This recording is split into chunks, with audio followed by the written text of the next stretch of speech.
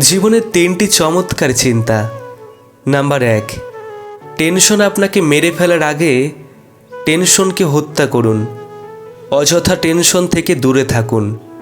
সবসময় পজিটিভ চিন্তা ভাবনা করবেন।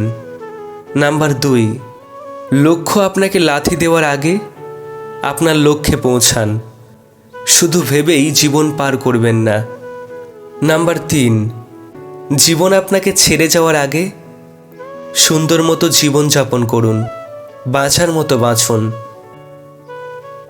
যদি ধনীর কাছে যাও তাহলে বিলাসিতা শিখবে, যদি দরিদ্রের কাছে যাও তাহলে দায়িত্ব নিতে শিখবে, যদি মধ্যবিত্তের কাছে যাও তাহলে মিতব্যয়ী হবে।